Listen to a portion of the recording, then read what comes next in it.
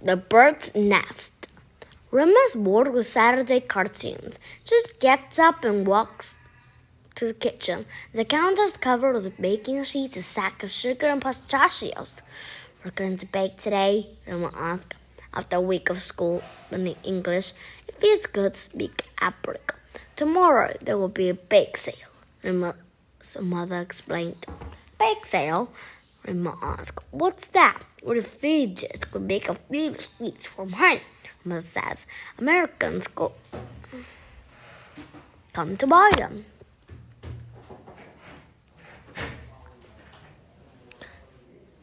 This time last year, when Rima was 8, home was a tent among many other tents. The year before that, on the side of the road, the storm-tossed bird was dangerous basement. It was whenever that happened to lay the head that night. When Rima was 6, though, home was in the country of Syria.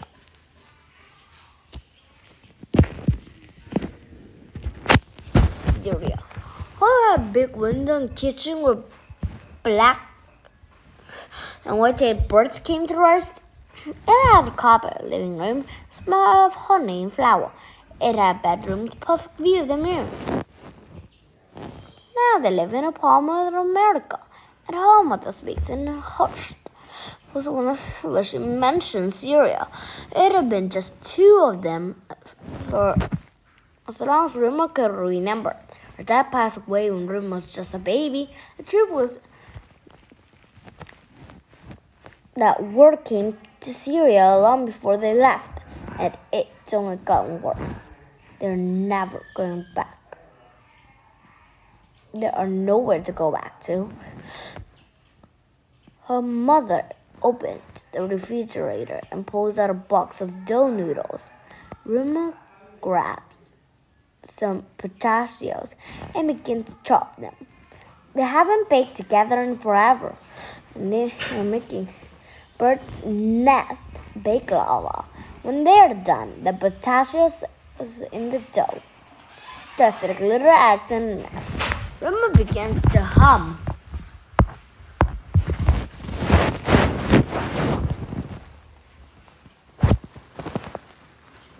An old song she loves from home. Then the next day, the bake sale is crowded and noisy. Everywhere Rima turns, she sees screens of her childhood, and beyond them a long line of families waiting. What Americans don't like Syrian baking?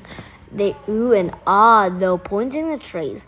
"What are these called?" they ask in English before repeating food names in Arabic. Rima thinks it's funny to teach someone else a new language for change. "Delicious," they say one by one, after biting into baklava, and Rima blushes with pride. Rima and her mother return to the next week and the next. Their Bird's Nest is baklava and started the bake sale. Rima thinks people can taste the joy that she and her mother shared in the kitchen. Joy and peace after 3 years living in refuges. Never settled or safe enough to bake together. One week, a boy named Andy from Rima's school stops by his table with his family at a house in Syria, but it's been knocked with his outside a kitchen window, Rima tells him. And when Andy hands her $3 bills, Rima said, "Yes, Lulu." "Sorry," he said, blushing. "Yusalamu?" Is that how they think in Syria? "Yusamalu, then," said Andy, lifting her big lava with a grin. Rima and Andy don't talk at school. He plays during recess with the other boys, and Rima spends half the day learning English. But every weekend, Andy's family returns to the bake sale. Each time Andy asks Rima how to say something in Arabic. "Hello, goodbye, and you're welcome." Rima says the words clearly and slowly. Andy's patient is awful, but she knows not to tease him. Rima doesn't like it when her kids at school tease her about her English. One day, Rima tells Andy how she was little. She never was picked pistachios straight from grandparents' tree. You must miss it there, Auntie says. And then suddenly, Rima's eyes filled with tears. Ashamed, she ducks her head. And she just smiles, though, a kind smile, Rima thinks afterward. As they pack up, Rima's mother says, "Who's that boy who always talks to you, a friend?" No, Rima was just a boy from school. That week, during recess, Rima is reading on a bench and taps her shoulder. "I want to show you something," he says, pointing to the woods behind school. The two walk toward them together. "Look," Auntie said once again. Rima gasps. There's some blackberry brambles and birds' nests, and two of them look closely. Inside the nest is four perfect eggs.